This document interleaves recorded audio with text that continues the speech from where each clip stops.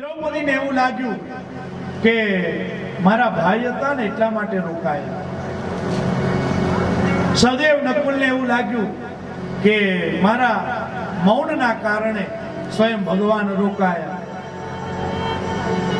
ભીમને એવું લાગ્યું કે મેં હાથ પકડ્યો ને અને નીચે ઉતારી મૂક્યા એટલા માટે સ્વયં ભગવાન રોકાયા. પણ ભગવાન રોકાયા કોના માટે? તો કે ભીષ્મ દાદાને માટે ભગવાન રોકાયા. પાંડવોને કહ્યું ભગવાને કે ચાલો સ્વયં દાદા બાણસૈયા ઉપર સૂતા છે, આપણે ત્યાં જઈ અને દાદાના દર્શન કરીએ. 5 પાંડવો એકલા ગયા નથી, એમની સાથે અનેકવિધ ઋષિ મુનિઓ પણ ગયા છે. અને અહીંયા લખ્યું છે સાક્ષાત કૃષ્ણો દર્શન માગતા.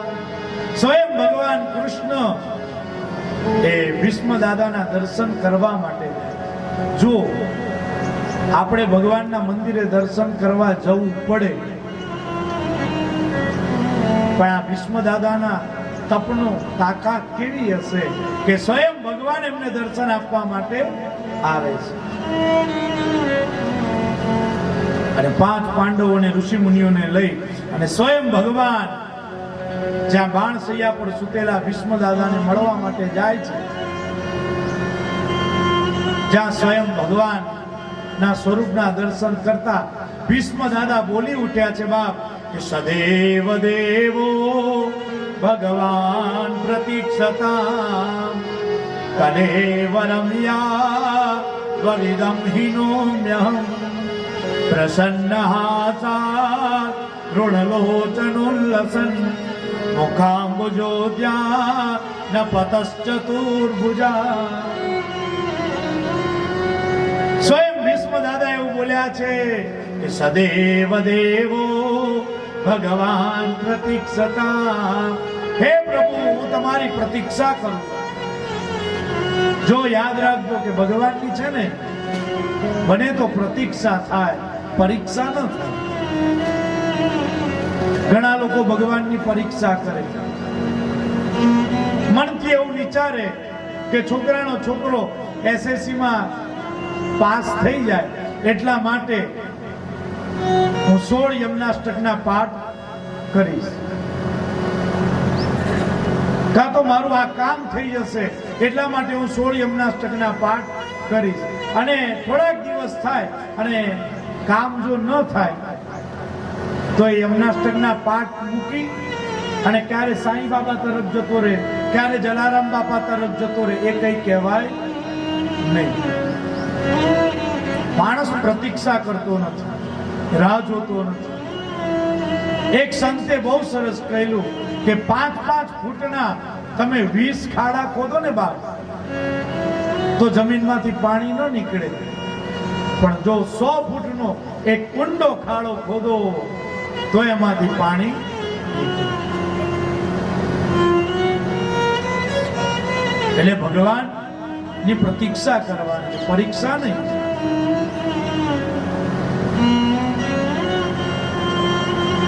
સ્વયં ભગવાનના સ્વરૂપને ભગવાને જ્યાં દર્શન આપ્યા ને ભીષ્મ દાદા દર્શન કરી રહ્યા છે, અને ત્યારે સ્વયં ભગવાન એવું બોલ્યા કે દાદા, હું તમારા સંતાનોને લઈને આવ્યો છું, એમને તમે જ્ઞાન આપો. અને ત્યારે ભીષ્મ દાદાએ અહીંયા સુંદર મજાનું જ્ઞાન આપ્યું છે. દાન ધર્માન રાજ ધર્માન મોક્ષ ધર્માન વિભાગસા સ્ત્રી ધર્માન ભગવત ધર્માન સમાસવ્યા સયોગતા. સ્વયં ભીષ્મ દાદાએ દાન ધર્મ, રાજ ધર્મ, મોક્ષ ધર્મ, સ્ત્રીના ધર્મો, ભગવત ધર્મ, આ બધા ધર્મો 5 પાંડવોને થયા છે. જો આપણે ત્યાં 4 પુરુષાર્થ છે: ધર્મ, અર્થ, કામ અને મોક્ષ. તમારે ત્યાં ફાઈબરની ખુરશી હોય ને, એ ફાઈબરની ખુરશીનો એક દાંડો ખેંચજો તો બાકીના 3 દાડા આપમેળે ખેંચાશે. ત્રણ જે દાંડા હોય એ આપી આપમેળે એની મેળે ખેંચાય. એમ તમારા જીવનમાં જો બાપ ધર્મ હશે તો અર્થ, કામ અને મોક્ષને આવતા વાર લાગે નહીં.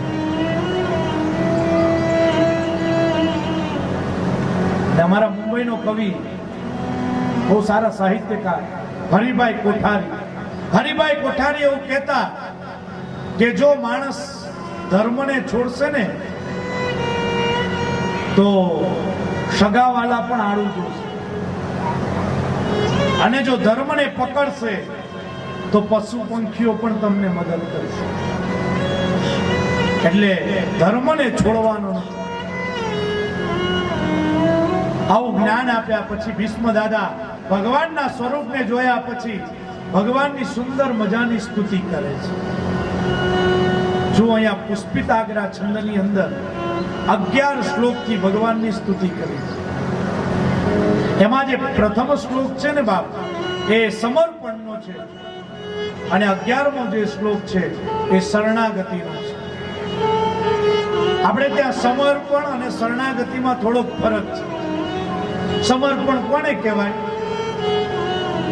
તો કે તમારી પાસે 100 રૂપિયા હોય અને 100 રૂપિયામાંથી કોઈને તમે 50 રૂપિયા આપો, એનું નામ સમર્પણ છે. પણ તમે 100 રૂપિયા આપી દો, એનું નામ શરણાગતિ છે. અને સ્વયં ભગવાન ના સ્વરૂપને નિહાળતા ભીષ્મ દાદા સુંદર મજાની સ્તુતિ કરે છે. આપણે આ સ્તુતિને ગાતા જઈએ અને થોડુંક સમજવા માટે પ્રયત્ન કરીએ. ઇતિ મતિ રૂપકલ પિતા વિતૃષ્ણા ભગવતી સા ત્વત પોંગવે વિભોમી સ્વસુખમુપગતે ક્વચિત વિહરતો પ્રકૃતિ મુપે યુષ્ય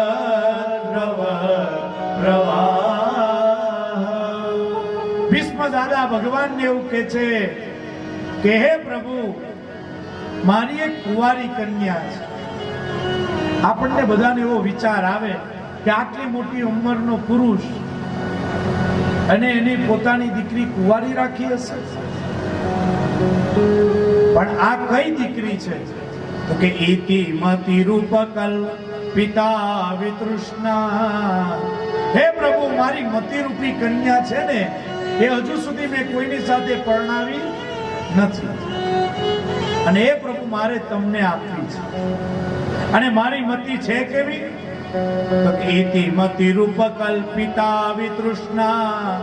જે તૃષ્ણાના પૂરમાં આવીને તણાઈ જાય એવી મારી મતિ નથી. મારી મતિ વિતૃષ્ણા છે. અને જુઓ,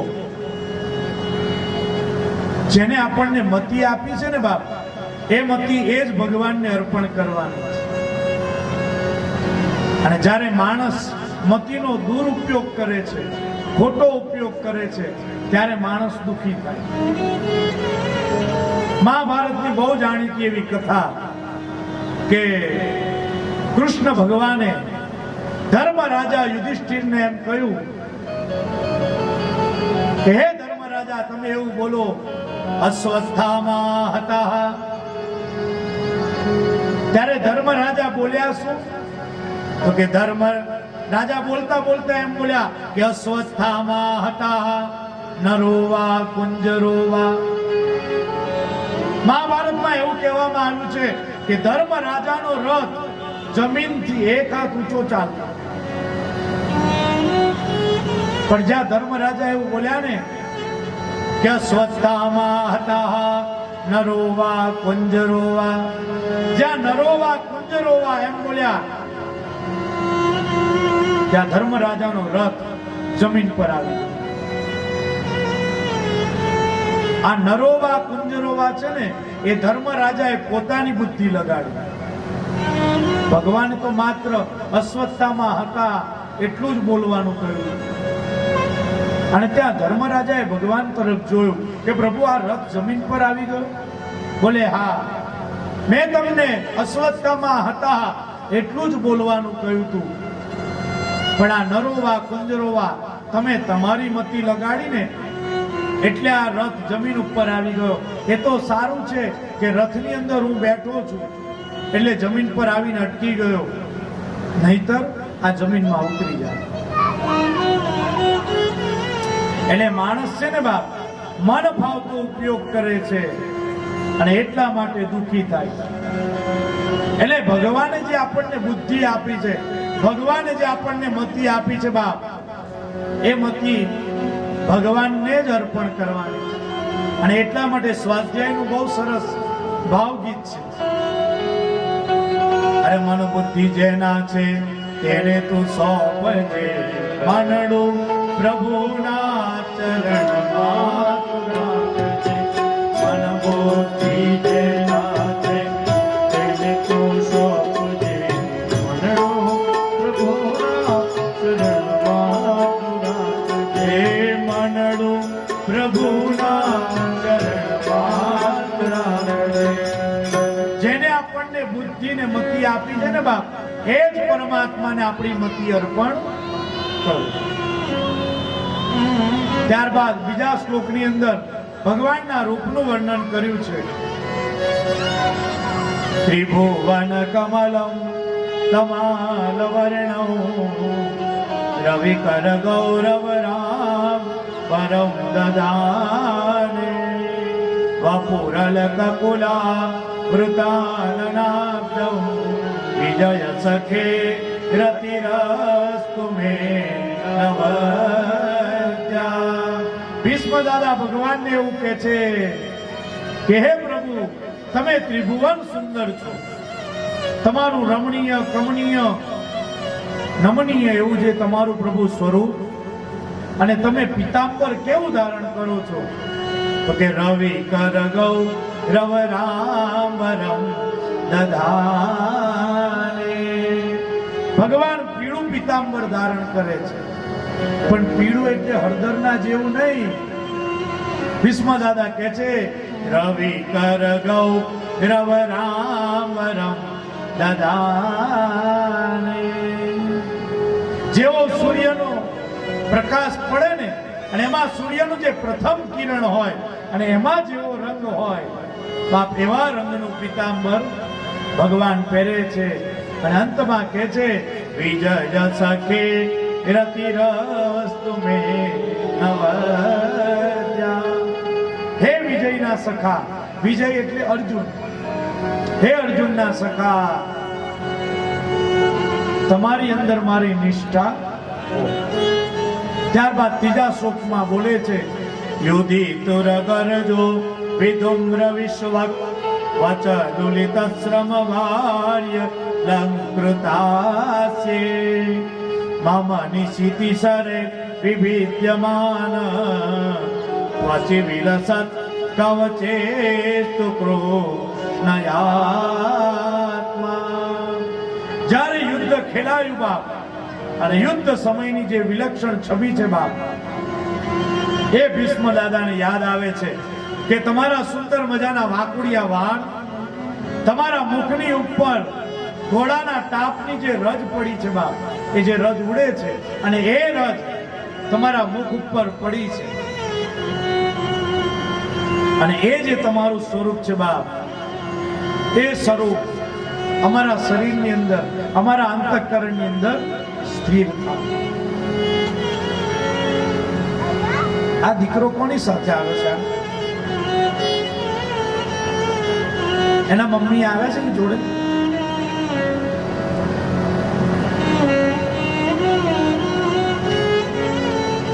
ભીષ્મ દાદા સ્તુતિ કરતા ગાય છે સપદી સખી બચો નિસમ્ય મધ્યે નિજ પરયોર બલયોરથમ નિવેશ્ય સ્થિતવતી પરસૈ નિકાયુરક્ષણા ઋતવતી પાર્થ સખે રતિર મમાસ્તુ.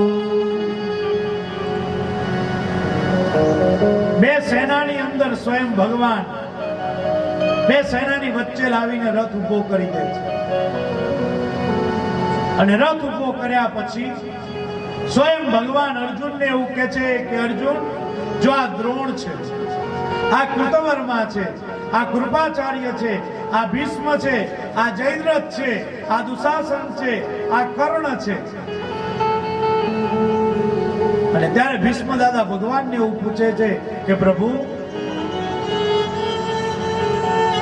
આ અર્જુન આ બધાને નતો ઓળખતો? ક્યાં દ્રોણ છે, આ દુર્યોધન છે, આ કર્ણ છે, આ જયદ્રથ છે, એ અર્જુન ઓળખતો નતો? અને ત્યારે ભીષ્મ દાદા સ્તુતિ કરતા એવું કહે છે કે હે પ્રભુ, તમે જ્યારે આ બધાના તરફ આંગળી કરીને ત્યારે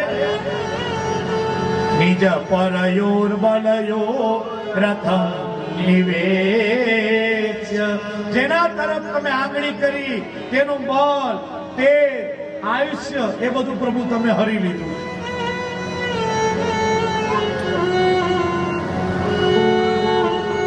જો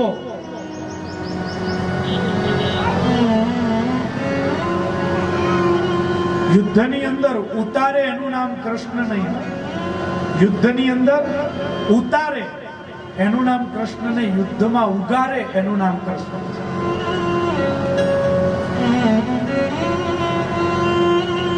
અને મહાભારતની અંદર છે ને, ભગવાન કૃષ્ણએ બધાને રમકડા બનાવી દીધા છે.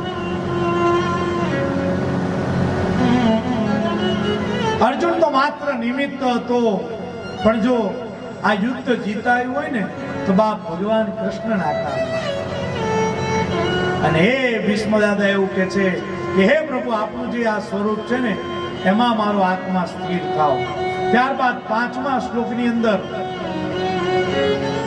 વ્યવહિત પુતના મુખમ નિરીક્ષ્ય સ્વજન બદાભિમુખસ્ય ગો સગોદ્યા કુમતિ મહરદાત્મ વિદ્યયાય શરણ રતિ પરમસ્ય તસ્યમેસ્તુ.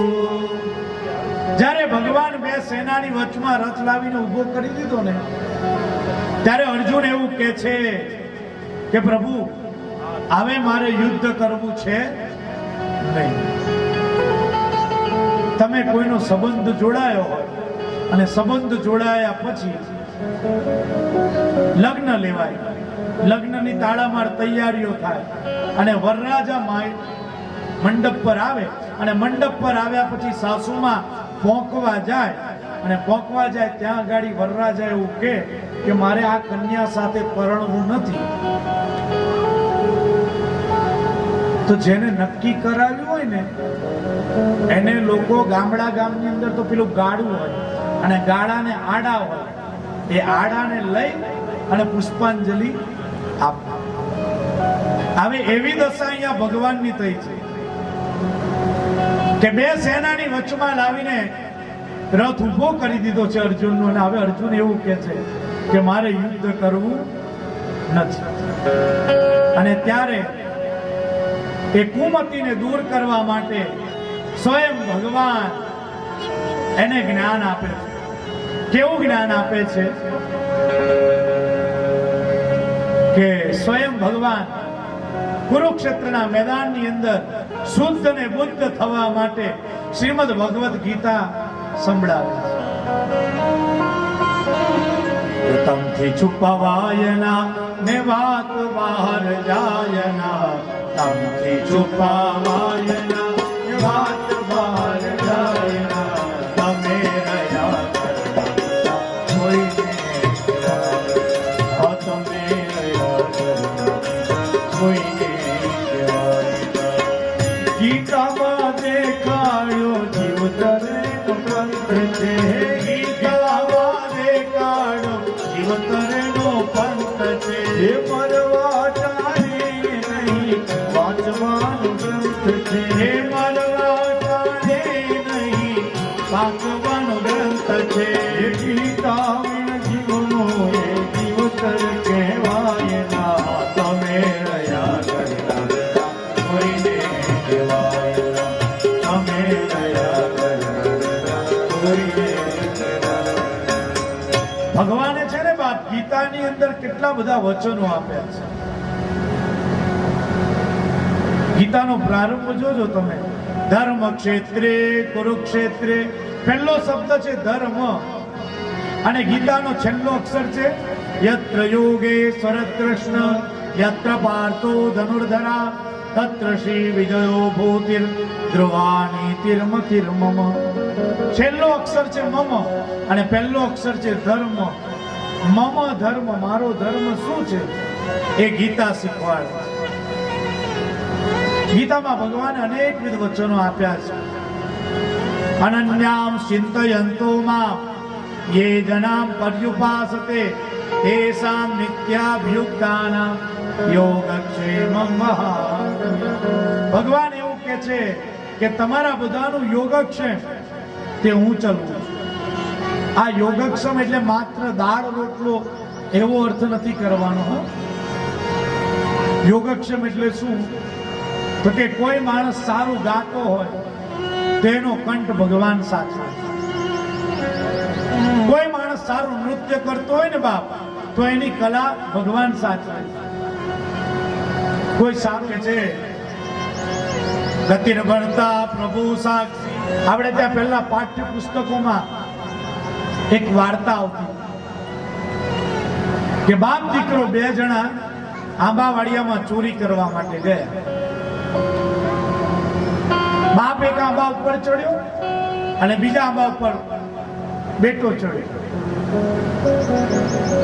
બાપે દીકરાને પૂછ્યું કે બેટા બરાબર આંબા ઉપર ચડી ગયો? બોલે હા ચડી ગયો. બોલે આપણને કોઈ જોતું તો નથી ને? અને ત્યારે દીકરો બોલ્યો કે પિતાજી આમ તો આપણને કોઈ જોતું નથી પણ ઉપર વાળો આપણને જુએ છે. પ્રસંગ હોય ને આપણે ત્યાં ત્યારે આપણે 2-4 કલાક વ્યવસ્થિત બેસીએ કારણ કે આપણો વિડીયો ઉતરતો હોય એટલે.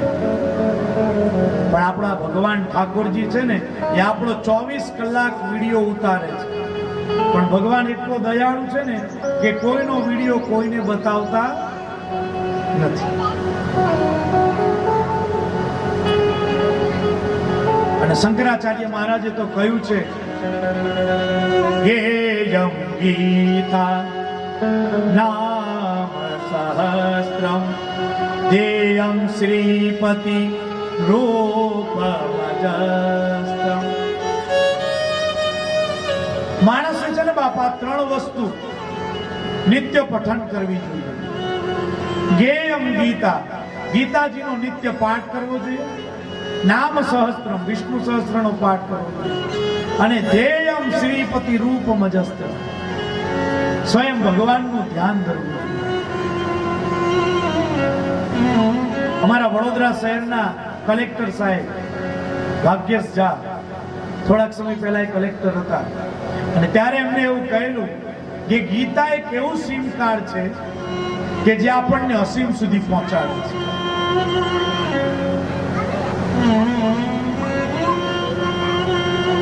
અને ગીતા ઉપર તો કેટલા બધા વલ્લભાધીશ મહાપ્રભુજીએ લખ્યું, રામાનુજે લખ્યું, નિંબાર્કાચાર્યએ લખ્યું, પછી વિનોબાજીએ લખ્યું, મહાત્મા ગાંધીએ લખ્યું. મહાત્મા ગાંધી એવું કહેતા કે હું મારા શરીરને છે ને બાપ જળથી સ્નાન કરાવું છું પણ મારી બુદ્ધિને ગીતાના શ્લોકોથી સ્નાન કરાવું છું. ઓશો રજનીશ, તદ્રુપાનંદજી, ચિન્મયાનંદજી આવા ઘણા બધા વિદ્વાનોએ ગીતાજી ઉપર લખ્યું છે બાપ. અને જ્યારે અર્જુનની બાપ દોષ બુદ્ધિ થઈને ત્યારે દોષ બુદ્ધિને દૂર કરવા માટે સ્વયં ભગવાન એ ગીતાનું જ્ઞાન અર્જુનને આપે છે. ભીષ્મ દાદા એ કહે છે કે જે તમે અર્જુનને જ્ઞાન આપ્યું ને એ જે તમારું સ્વરૂપ, એ સ્વરૂપની અંદર મારો આત્મા સ્થિર થાવ. ત્યારબાદ ભીષ્મ દાદા આગળના શ્લોકમાં ગાય છે સ્વનિગમમપઃ યમત પ્રતિજ્ઞા कृतमधिकर्तमप्लुतो रथस्था धृतरथचरणोऽप्यया चलदगु हरिरिवहन् तुमिभं गतो तरीयम्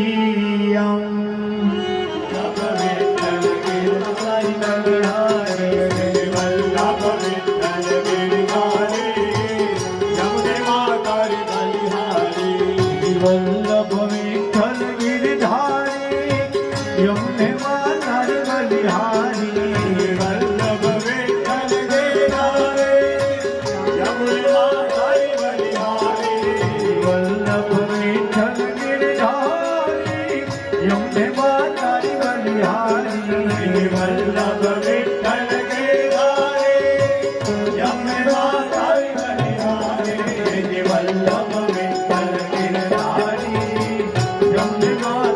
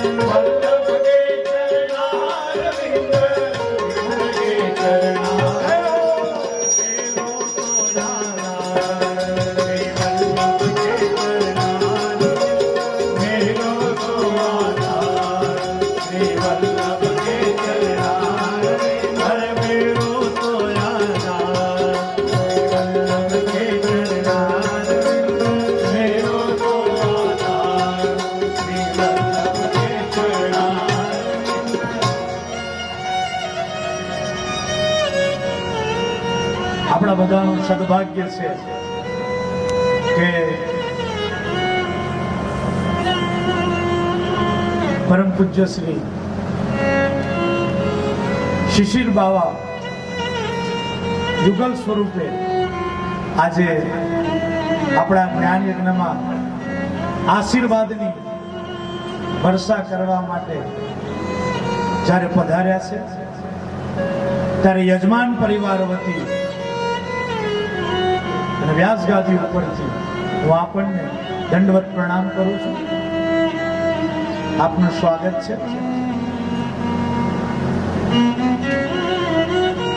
આપણે ભગવાનની કથા જોતા હતા બાપ.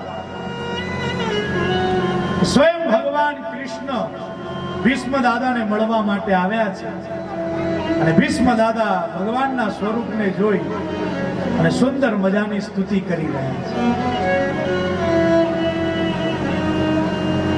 જ્યારે અર્જુનની દોષ બુદ્ધિ થઈ અને ત્યારે દોષ બુદ્ધિ દૂર કરવા માટે સ્વયં ભગવાને અર્જુનને ગીતાનું જે જ્ઞાન આપ્યું અને ભીષ્મ દાદા એવું કહે છે કે જે જ્ઞાન આપ્યું એ જે તમારું સ્વરૂપ એની અંદર મારો આત્મા સ્થિર થાય.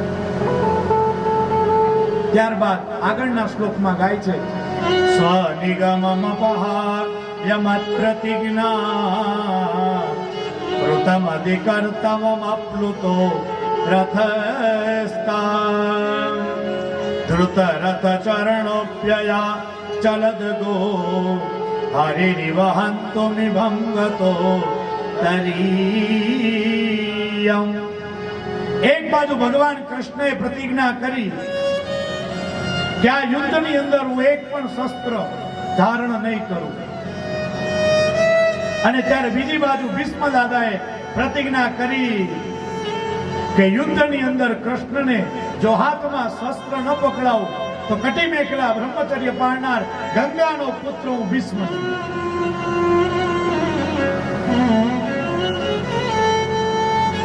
જો ભગવાન ભક્ત માટે કેટલું કરે છે. સ્વયં ભગવાન એવું બોલ્યા છે કે હે અર્જુન, તું મારે ઘડીએ પ્રતિજ્ઞા કરે અને તારી પ્રતિજ્ઞા પૂરી કરવા માટે મારે દોડીને આવવું. જ્યારે ભીષ્મ દાદાએ આવી પ્રતિજ્ઞા કરી. અર્જુનની સામે સ્વયં ભીષ્મ દાદા યુદ્ધમાં આવ્યા છે. અને ત્યારે ભગવાનને એવું લાગ્યું કે હવે અર્જુન બચે નહીં. અને ત્યારે સ્વયં ભગવાન રથમાંથી નીચે ઉતરી પડ્યા. અને નીચે ઉતરી અને જે રથનું પૈડું છે ને બાપ એ કાઢીને રથનું પૈડું લઈ અને ભીષ્મ દાદાને મારવા માટે જ્યાં જાય છે બાપ, ત્યારે સ્વયં ભીષ્મ દાદા ભગવાનના ચરણ પકડી લે છે. અને ચરણ પકડ્યા પછી એવું કહે છે કે હે પ્રભુ, મારી પ્રતિજ્ઞા પૂરી થઈ. અને ત્યારે ભગવાન એવું બોલ્યા કે આ તો મેં શસ્ત્ર ક્યાં પકડ્યું છે,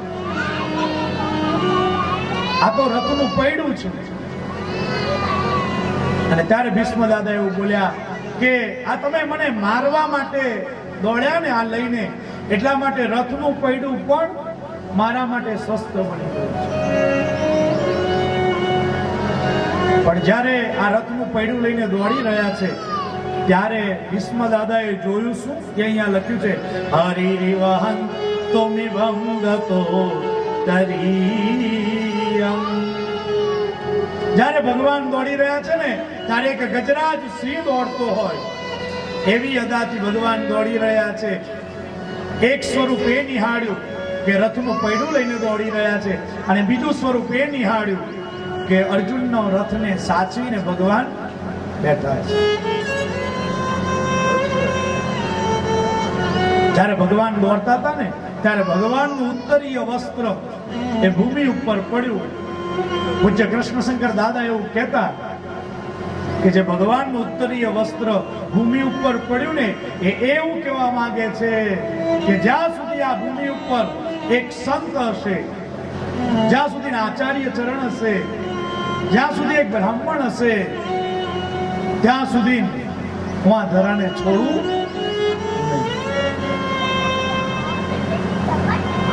ત્યારબાદ આગળના શ્લોકની અંદર ભીષ્મ દાદા બોલ્યા છે સીતિવ સિતઃ ખેવતો વિશીર્ણ દંશ શતજ પરિપ્લુત આતતાયિનો મે પ્રસવમપિ સસાર મદવદાર્થમ સભવતુ મે ભગવાન ગતિર મુકુંદા.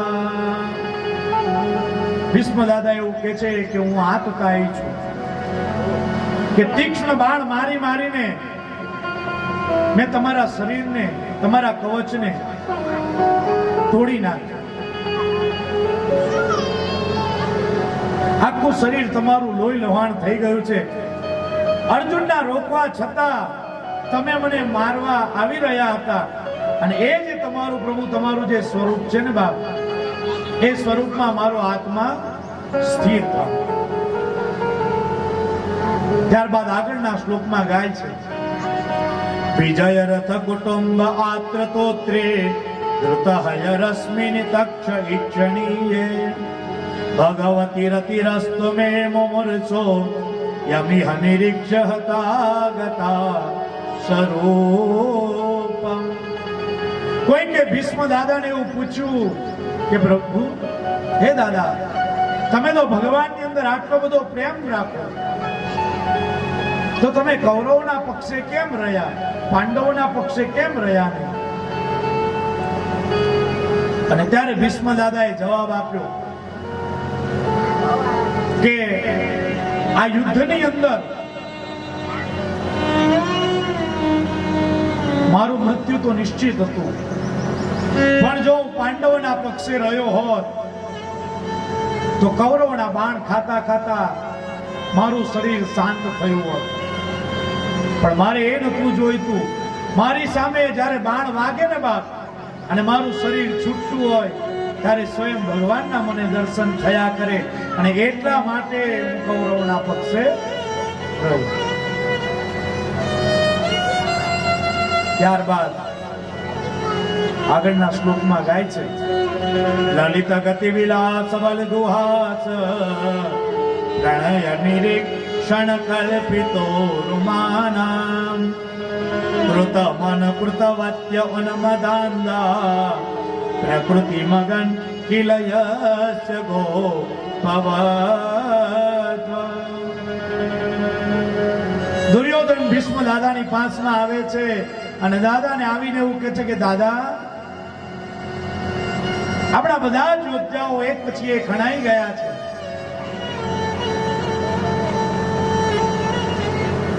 અને તમે અમારું અન્ન ખાધું છે ને, એટલે તમે અમારી ચિંતા કરતા હશો. બાપ દાદા, અમારા ઉપર કઈ કૃપા કરો.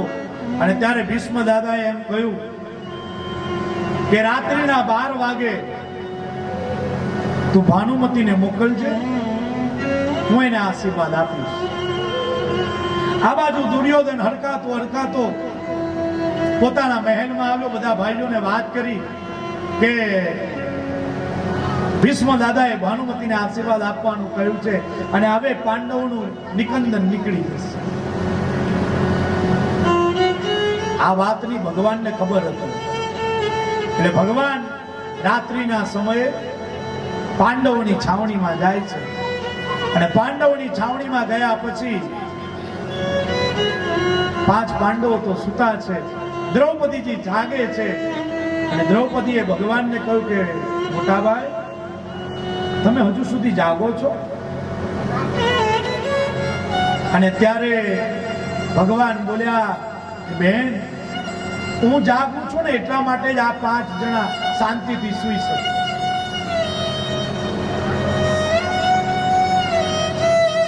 ભગવાન દ્રૌપદીને એવું કહે છે કે બેન, તારે મારી સાથે આવવાનું છે. બોલે ક્યાં જવાનું છે? બોલે હું તને જ્યાં લઈ જાઉં ને બાપ, ત્યાં મારી સાથે આવવાનું છે. અને દ્રૌપદીને ભગવાન જઈ રહ્યા છે. દ્રૌપદીએ પગમાં ઝાંઝરા પહેર્યા છે, એ ઝાંઝરાનો છૂમ છૂમ છૂમ છૂમ અવાજ આવે છે.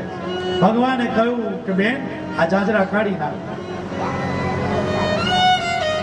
ત્યાં દ્રૌપદીએ ઝાંઝરા જ્યાં કાઢ્યા ને ત્યાં ભગવાને લઈ લીધા. આગળ જતા દ્રૌપદીએ જે પગમાં મોજડી પહેરી હતી ને, એ મોજડીનો ચૂમ ચૂમ ચૂમ અવાજ આવતો હતો. ભગવાને કહ્યું કે આ મોજડી પણ કાઢી લો. અને જ્યાં મોજડી કાઢીને ત્યાં ભગવાન જ્યાં ઉઠાવા જાય ત્યાં દ્રૌપદી બોલ્યા કે મોટા ભાઈ, આ શું કરો છો? બોલે બેન, જે દિવસે મને શેરડી ખાતા ખાતા હાથમાં ચપ્પુ વાગ્યું અને ત્યારે મારા હાથમાંથી જ્યારે લોહી નીકળતું હતું, ત્યારે તમે તમારી મોંઘી સાડી ફાડીને મને પાટો બાંધ્યો હતો ને, તમારી સાડી તો મારી મોજડી. ભીષ્મ દાદાની છાવણી પાસે આવે છે. ભીષ્મ દાદાની છાવણી પાસે આવીને ભગવાન એવું કહે છે કે દ્રૌપદી, ત્યારે અંદર જઈને એટલું જ કહેવાનું છે કે દાદા, આપણી પુત્રવધુ કુલવધુ, હું આપણને પ્રણામ કરું છું. તારું નામ પૂછે તો તારે નામ જણાવવાનું નથી. અને દ્રૌપદી અંદર ગયા અને અંદર જઈને ભીષ્મ દાદા બાણસૈયા ઉપર સૂતા છે અને જઈને એવું કહે છે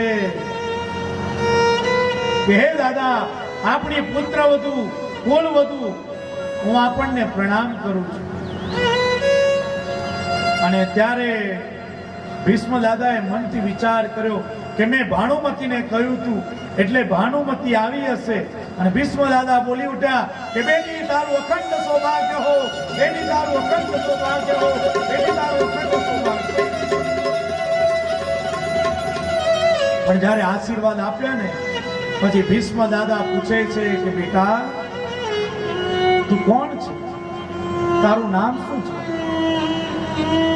બોલે દાદા, આપણી પુત્રવધુ કુલવધુ આપણને પ્રણામ કરવા આવી છે. બોલે નહીં, પુત્રવધુ કુલવધુ નહીં, તારું નામ શું છે? અને ત્યારે દ્રૌપદીની નજર એ કૃષ્ણ ભગવાન તરફ ગઈ. અને જ્યારે કૃષ્ણ ભગવાન તરફ દ્રષ્ટિ થઈને ત્યારે ભગવાને ઈશારો કર્યો કે નામ કહી દો.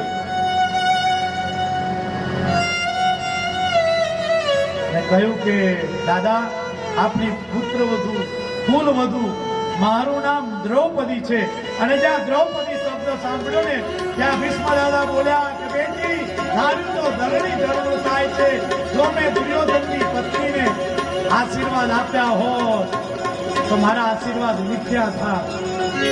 અને એ ભીષ્મ દાદા અહીંયા ભગવાનને એવું કહે છે કે હે ગોપાલ, એ મધ્યરાત્રિએ તમે દ્રૌપદીને લઈને આવ્યા અને મારો આશીર્વાદ સાચો કરાવ્યો. એ જે તમારું સ્વરૂપ, એ સ્વરૂપની અંદર મારો આત્મા સ્થિર. ત્યારબાદ આગળના શ્લોકમાં ગાય છે મૌનિ ગણનું પવર્ય સંકુલેન સદસી યુધિષ્ઠિર રાજસૂય એસા. ધર્મરાજાએ રાજસૂય યજ્ઞનું આયોજન કર્યું છે અને એની અંદર ભગવાન કૃષ્ણ અનેકવિધ ઋષિ મુનિઓ આવ્યા છે, અનેકવિધ રાજાઓ આવ્યા છે. ત્યારે સ્વયં ભગવાન એ બ્રાહ્મણોની જે એંઠી પતરાડી છે ને, એ એંઠી પતરાડી સ્વયં ભગવાન ઉઠાવે છે. એ જે તમારું સ્વરૂપ છે એમાં મારો આત્મા સ્થિર થાવ.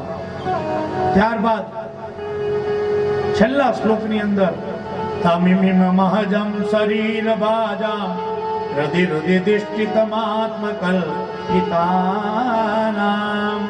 પ્રતિદિશમિવ નૈ કદાર્કમેકમ સમધિગતોસ્મિ વિધૂત ભેદમોહા. ભીષ્મ દાદા એવું કહે છે કે આકાશમાં સૂર્ય જેમ એક હોય છે, ચંદ્ર એક હોય છે, અને જેમ સરોવર અનેક હોય પણ એક ચંદ્રનો પ્રકાશ અનેક સરોવરોમાં પડે છે, એમ પ્રભુ તમે અનેક રૂપ ધારણ કરો પણ તત્વતઃ તમે એક જ છો. અને એ જે તમારો સ્વરૂપ છે એ સ્વરૂપની અંદર મારો આત્મા સ્થિર થયો. 11 શ્લોકથી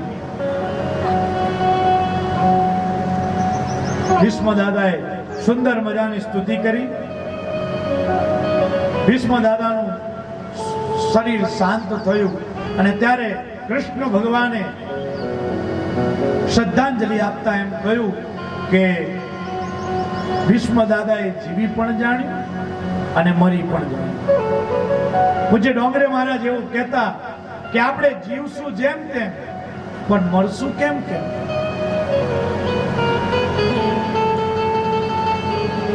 અને આજે ભીષ્મ સ્તુતિ છે ને બાપ, એ મરણને મંગળ કરનારી સ્તુતિ છે. પૂજ્ય મોરારી બાપુ બહુ સરસ કહેતા કે આપણું મરણ છે ને બાપ, એ તો વિધિના હાથમાં છે. વિધિ એટલે બ્રહ્માના હાથમાં છે, પણ ભગવાનનું સ્મરણ તો આપણા હાથમાં છે ને. આપણે ભગવાનનું બાપ સ્મરણ કરતા થઈએ. આજે ભીષ્મ ચરિત્ર છે ને બાપ, ભીષ્મ દાદાએ જે સ્તુતિ કરી છે, મને એક પ્રસંગ યાદ આવ્યો. એકવાર ભીષ્મ દાદાએ ભગવાનને એવું પૂછ્યું કે પ્રભુ, મેં મારા જીવનમાં એક પણ એવું પાપ કર્યું નથી કે જેના લીધે મારે બાણશૈયા પર સૂવું પડે. તો મારે બાણશૈયા પર કેમ સૂવું પડ્યું? અને ત્યારે ભગવાને એમ કહ્યું કે દાદા, તમે આજથી 25 જન્મ પૂર્વે એક બહુ મોટા સમ્રાટ રાજા હતા, રથમાં બેસીને જઈ રહ્યા હતા. રથ તમારો ચાલી રહ્યો હતો અને એક કાચીડો એ રથની આડે ઉતરતો હતો. તમને દયા આવી અને તમારા ખભા ઉપર જે ભાલો હતો ને, એ ભાલાથી તમે એ કાચીડાને ઉઠાવીને બાજુ પર મૂક્યો. પણ જ્યાં બાજુ પર મૂક્યો ને ત્યાં કાંટાની વાળ અને એને કાંટા ભોકાયા, એટલા માટે તમારે બાણશૈયા ઉપર સૂવું પડ્યું. ત્યાં ભીષ્મ દાદાએ બીજી દલીલ કરી કે પ્રભુ, મને તો દયા આવી હતી અને મેં કાચીડાને ઉઠાવીને બાજુ પર મૂક્યો, મને તો કાંઈ ખબર હતી નહીં. અને ત્યારે ભગવાન એવું બોલ્યા કે દાદા, તમને જે દયા આવી ને એના ભાગ સ્વરૂપે જ હું તમને અંતિમ ઘડીએ દર્શન આપવા માટે આવ્યો છું. એટલે માણસ છે ને કર્મ કરે ને, કર્મ કરવામાં સ્વતંત્ર છે, પણ કર્મનું ફળ ભોગવવામાં સ્વતંત્ર નથી.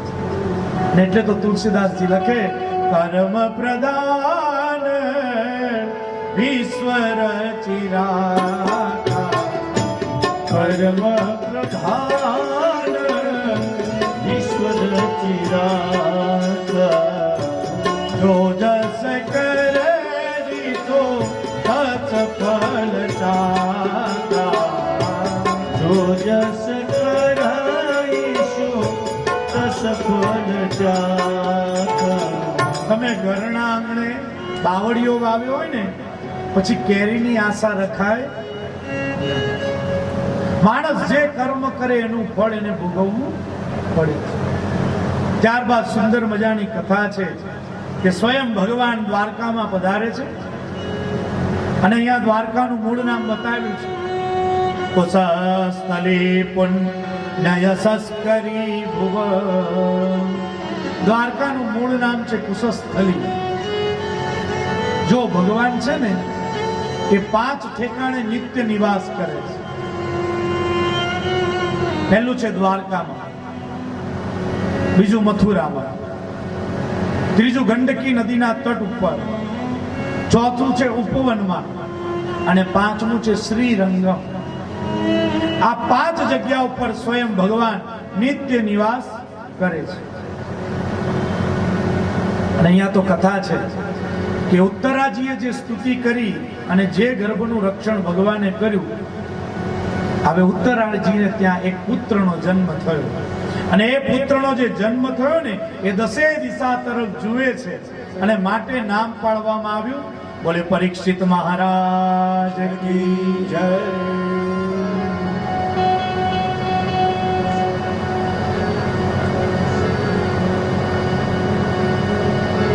પરીક્ષિત રાજા નો જે જન્મ થયો ને બાપ, ત્યારે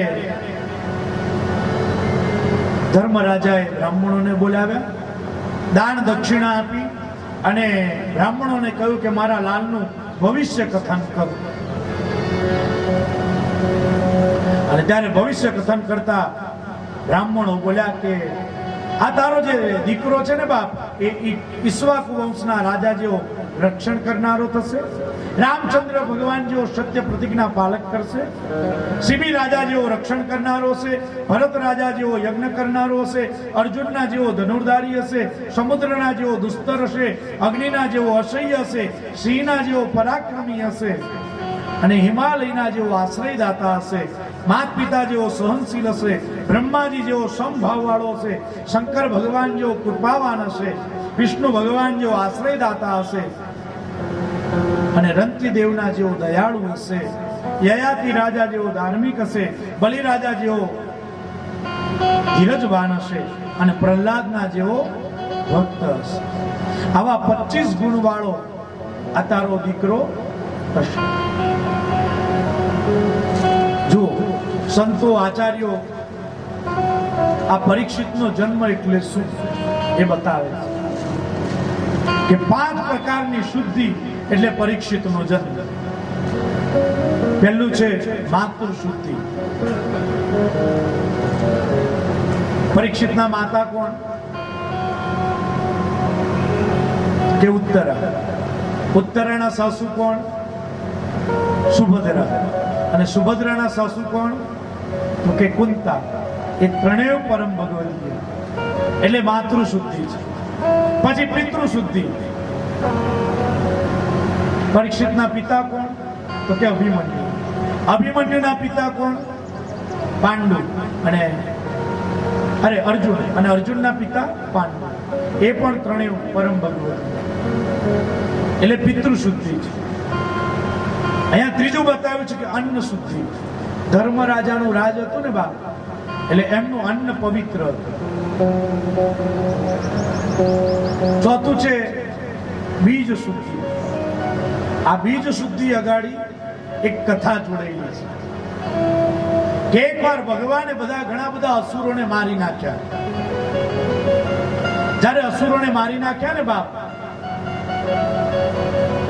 ત્યારે એક અસુરે બદલો લેવા પ્રયત્ન કર્યો કે બોરસલ્લીના વૃક્ષની એક પેટી બનાવી અને એ પેટીની અંદર આ બોરસલ્લીનું વૃક્ષ એવું હોય કે એની અંદરથી હવા જઈ શકે નહીં ને એની પેટી બનાવી અને અસુરે વિચાર કર્યો કે દ્વારકા જઈશ અને દ્વારકાધીશને અંદર સુવડાવી દઈશ અને અંદર ગુગળી મળશે.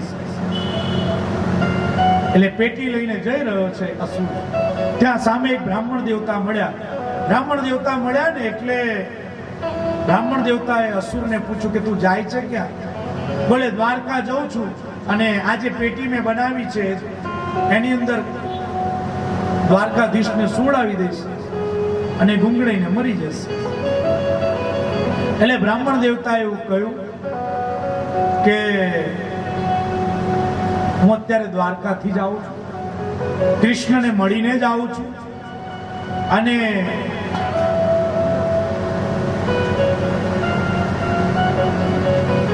મેં જોયું છે કે કૃષ્ણની ઊંચાઈ અને તારી ઊંચાઈ સરખી છે. તું કદાચ આ પેટી લઈને દ્વારકા પહોંચે અને અંદર કૃષ્ણ માય નહીં તો એટલે તારી ઊંચાઈ અને કૃષ્ણની ઊંચાઈ સરખી છે. તું એકવાર અંદર સૂઈ જો. એટલે પેલા અસુરે વિચાર કર્યો કે આમની વાત તો સાચી છે. એટલે જ્યાં પેટી ખોલીને અસુર સૂતો ને ત્યાં બ્રાહ્મણ દેવતાએ પેટી કરી દીધી બંધ. આ બ્રાહ્મણ દેવતા બીજા કોઈ નહીં, સ્વયં ભગવાન જ. જે પેટી લઈને ભગવાન ગયા અને પોતાની બેન સુભદ્રા આવી. એ બેનને કહ્યું કે આ જે પેટી છે ને એ તું માળિયા ઉપર મૂકી દે, કોઈને બતાવીશ નહીં. પણ અષ્ટપટરાણીઓએ જોયું કે કૃષ્ણએ પોતાના બેનને કાંઈ આપ્યું છે. એટલે અષ્ટપટરાણીઓ છે ને સુભદ્રાજી પાસે આવીને કહે છે કે તમારા ભાઈએ તમને શું આપ્યું? અમારે કાંઈ જોઈતું નથી, પણ અમને બતાવો તો ખરા કે શું આપ્યું છે. બોલે મને ખોલવાની ના પાડી છે. બોલે નહીં, અમારે એમાંથી કાંઈ જોઈતું નથી, તમને જે આપ્યું હોય તે તમારા ભાઈ છે. બોલે નહીં, મને ખોલવાની ના પાડી છે. છતાં અષ્ટપટરાણીઓએ ખૂબ આગ્રહ કર્યો ને બાપ. અને ત્યારે એ પેટી ખોલી ત્યારે અસુર તો મરી ગયેલો, પણ એનો જે જીવ હતો ને એ સુભદ્રાના મુખ વાટે, સુભદ્રાના ઉદરમાં. ભગવાનને ખબર પડી કે આ તો બહુ ખોટું થયું. એટલે એ ઉદરમાં રહેલો જે ગર્ભ, ઉદરમાં રહેલું બાળક એ ભગવાનને એવું કહે છે કે મામા મને 7 કોઠાનું જ્ઞાન ભણાવો. શું કહે છે? મને 7 કોઠાનું જ્ઞાન ભણાવો. એટલે ભગવાન સુભદ્રાને જ્ઞાન આપવા બેસે છે. 1 કોઠાનું, 2 કોઠાનું, 3 કોઠાનું, 4 કોઠાનું, 5 કોઠાનું, 6 કોઠાનું જ્ઞાન ભગવાને સુભદ્રાને આપ્યું. સુભદ્રાને એમ કહ્યું કે તું હકારો ભરીશ ત્યાં સુધીનું કથા કહીશ. જ્યાં તારો હકારો સંભળાવવાનું બંધ થઈ જશે તો હું જ્ઞાન આપવાનું બંધ કરી દઈશ. બન્યું શું? તો કે 6 કોઠાનું જ્યાં જ્ઞાન આપ્યું, 7મા કોઠાનું જ્ઞાન આવ્યું ને આપવાનું, ત્યાં ભગવાને સુભદ્રાને નીંદર મૂકી દીધી. ત્યારે ઉદરમાં રહેલો પેલો અસુર જીવ એવું કહે છે કે મામા મને 7મા કોઠાનું જ્ઞાન ભણાવો ને.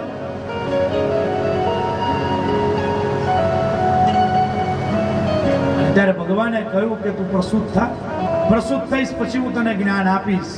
ભગવાનને ખબર છે કે માયાનું આવરણ લાગશે ને પછી એને કાંઈ યાદ રહે નહીં. અને જે પ્રગટ થયા એ અભિમન્યુ બહુ રૂપાળા હતા. 6 કોઠા સુધી શૌર્યથી લડ્યા, પણ 7મા કોઠાની અંદર 7મા કોઠાનું જ્ઞાન હતું નહીં અને કૌરવોએ એમને હણી નાખ્યા.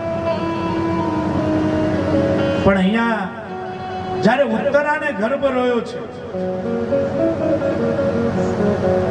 એ અસુર જીવ જ હતો. કારણ કે અભિમન્યુ પણ અસુર દેહ જ હતો. એ જે ગર્ભ રહ્યો છે ત્યાં ભગવાને રક્ષા કરીને નૂતન દેહ મૂક્યો છે. અને એ જે પ્રગટ થયા છે એ પરીક્ષિત મહારાજ, એટલે એ બીજ શુદ્ધિ છે. અને થોડાક દિવસે નારદજી આવતા અને સત્સંગ કરાવતા, એટલે પાંચમું છે સંગ મહેલ છોડી અને ચાલ્યા જાય છે. બીજે દિવસે ધર્મરાજાને ખબર પડી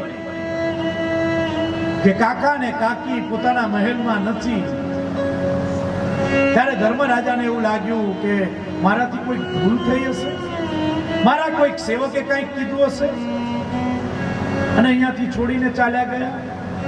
ત્યાં દેવર્ષિ નારદ આવ્યા અને દેવર્ષિ નારદે એવું કહ્યું કે તમારા કાકાને વિદુરજી આવીને લઈ ગયા છે અને આજથી 5મા દિવસે સપ્ત સ્રોત ઉપર જઈ એમનું શરીર છોડી દેશે. બીજી બાજુ અર્જુન દ્વારકા ગયેલા, હજુ સુધી કોઈ સંદેશો છે નહીં. ત્યાં ધર્મરાજાએ સેવકને અર્જુનને લેવા માટે મોકલ્યા. જ્યાં અર્જુનને લઈને આવ્યા ને, અર્જુન રસ્તામાં આવી રહ્યા છે ત્યાં એમને અપશુકનો થઈ રહ્યા છે. કેવા અપશુકનો થયા? તો કે ગાયને ઘાસ નાખે તો ગાય ઘાસ ખાતી નથી, સર્પ આડા ઉતરે છે, અગ્નિમાં હોમ કરે તો અગ્નિ ઓલવાઈ જાય. જ્યારે આવા અપશુકનો થયા ત્યારે ધર્મરાજાએ વિચાર કર્યો કે કંઈક અઘટિત થવાનું છે. એટલામાં અર્જુન આવ્યા છે અને ધર્મરાજાને જ્યાં જોયા ને બાપ, ત્યાં ધર્મરાજાને જોઈને ભેટી પડ્યા અને ખૂબ કલ્પાંત કરે છે. ત્યારે ધર્મરાજાએ કહ્યું કે અર્જુન, તારાથી કોઈ દેવનો અપરાધ થઈ ગયો છે, કોઈ સંત સદગુરુ આચાર્યનું અપમાન થઈ ગયું છે, તારાથી કોઈ સ્ત્રીની અંદર કુબુદ્ધિ થઈ ગઈ છે, તું રડે છે શું કામ? ત્યાં દ્વારકાની અંદર પેલો નાનકડો સાંબ મજામાં છે, પ્રદ્યુમ્ન મજામાં છે, અનિરુદ્ધ મજામાં છે, અષ્ટપટ્રાણીઓ મજામાં છે. જ્યાં બધા સમાચાર પૂછ્યા ને, અને છેલ્લે એમ પૂછ્યું કે દ્વારકાધીશ મજામાં છે. અને ત્યારે કહ્યું કે હે મોટા ભાઈ, સ્વયં ભગવાને આ ભૂતલ ઉપરથી વિદાય લીધી છે, અને જ્યાં વિદાયના સમાચાર સાંભળ્યા ને બાપ, ત્યાં ખરા કૃષ્ણ પ્રેમી કુંતા ફોઈએ પણ પોતાનું શરીર છોડી દીધું. અને ભગવાને આ ભૂતલ ઉપરથી વિદાય લીધી છે ને, એના શોકને દૂર કરવા માટે કૃષ્ણ ભગવાન ભૂતલ પરથી ગયા છે, અને એના શોકને દૂર કરવા ધર્મરાજા અને અર્જુન ભગવાનની લીલાને ગાય છે. ભગવાનની લીલા ગાતા એમ કહ્યું છે બાપ કે પ્રભુ, જો તમે ન હોત તો અમે આ યુદ્ધને જીતી ન શક્યા હોત. ભગવાને અર્જુનને એવું કહ્યું કે અંતિમ ઘડીએ હું તારી પાસે પાણી માંગુ ને તો તું આપતો નહીં, જો તું મને પાણી આપીશ ને તો તારું તેજ ચાલી જશે. અને ભગવાને મારી પાસે જળ માંગ્યું અને મેં ભગવાનને જળ આપ્યું. મેં એટલા માટે જળ આપ્યું કે જો સ્વયં ભગવાન આ ભૂતલ ઉપરથી વિદાય લેતા હોય તો પછી મારે મારા તેજને શું કરવું છે? અને આવી સુંદર મજાની લીલા ગાય છે.